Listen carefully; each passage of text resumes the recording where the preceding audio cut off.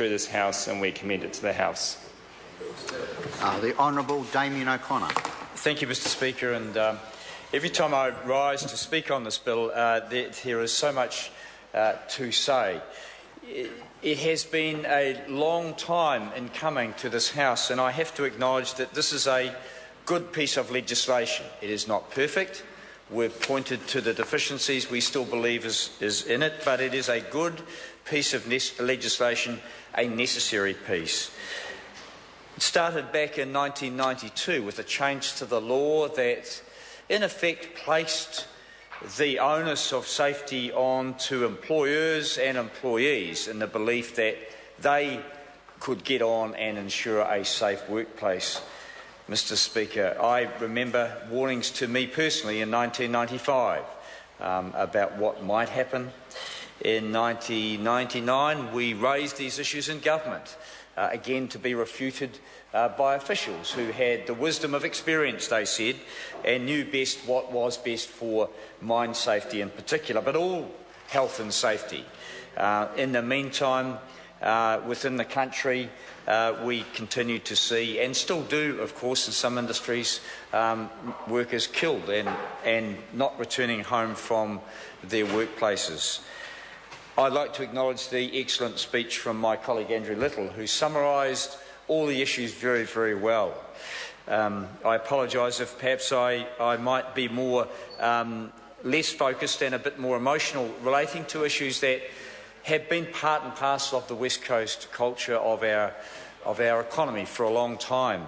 Those assurances, once again repeated from Wellington, about concerns that had been in the community, had been in the workplace for a number of years, assurances from the Minister and so recently as 2010 that were, quote, employers are in the good position to understand the hazards arising in their workplace and are best placed to take steps to control them.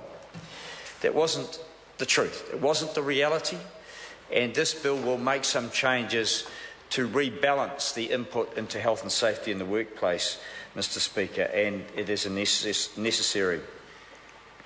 There's been a lot of words, there's been a lot heard, a lot said, and we hope a lot learned through the process of the Royal Commission post Pike River. We have a summary. This is just a small document of some of the wisdom that came from that Royal Commission. There's a book to be launched in Greymouth tomorrow that contains a lot more wisdom. A summary, a very good summary of what happened down there. That is good.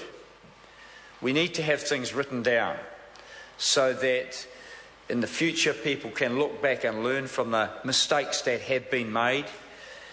But in the end, it is action that is important.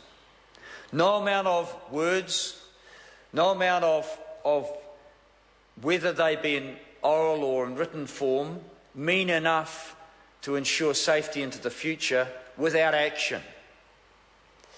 And one of the issues that is still yet to be resolved is the one of accountability. My colleague spoke of it.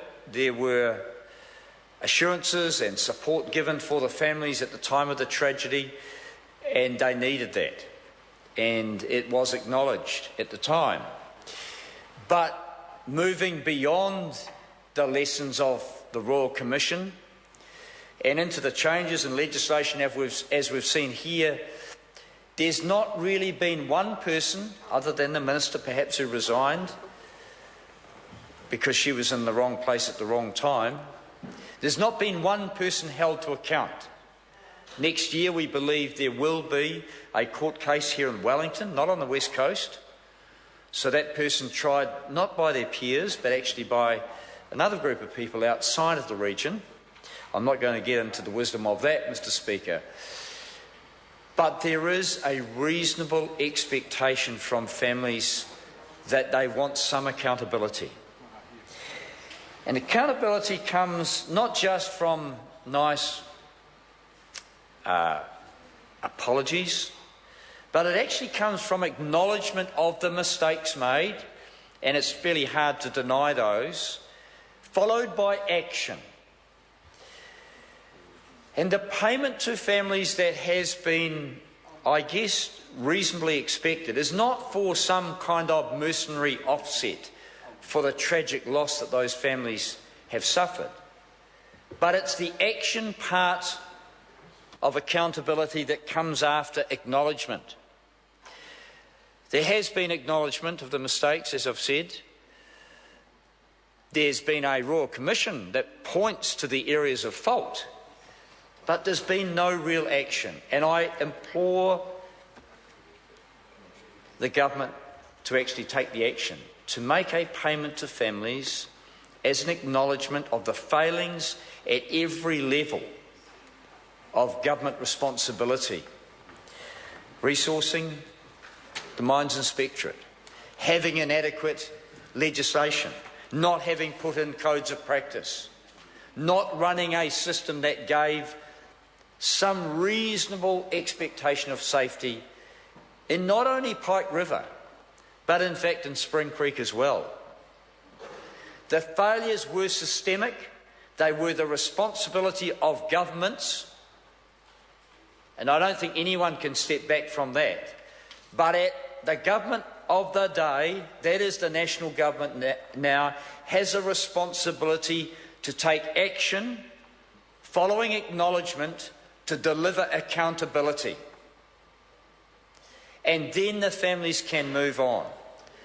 The families have some comfort from the changes being made through this legislation in the House today.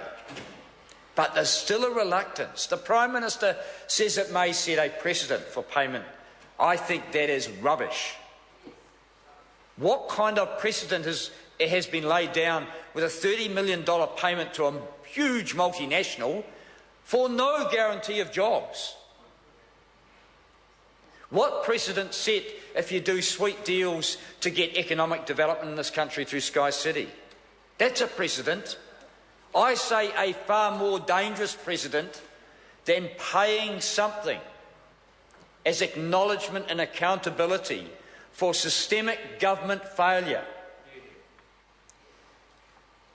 That is a reasonable request.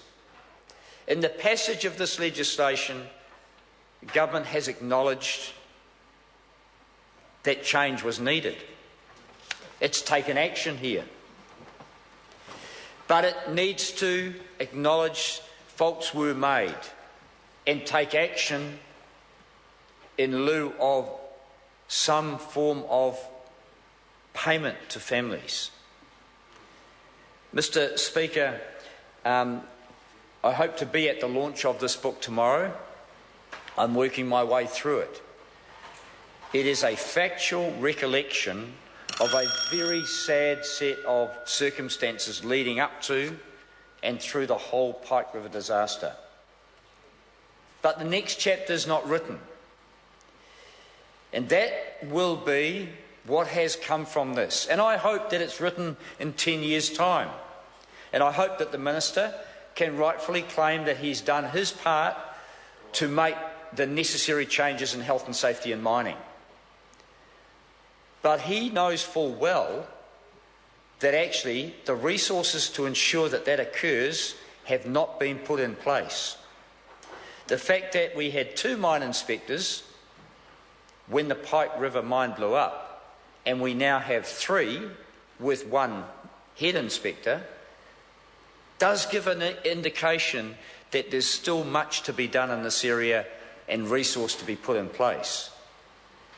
And the establishment of WorkSafe New Zealand is a step forward.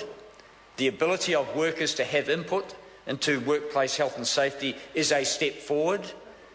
And the upgrade of the Mines Rescue Trust legislation is a step forward.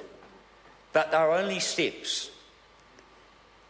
And we need the action and the delivery on the necessary resources and the commitment from government to be accountable for the terrible mistakes through governments that have occurred that led to this disaster. So, my final plea, Mr. Speaker, in the passage of this legislation is to say, follow through, Minister, talk to your leader, John Key, He comforted the families at the time. He needs to comfort the families now, show accountability, and as a government acknowledge the terrible losses that they have suffered. I call Kevin Haig.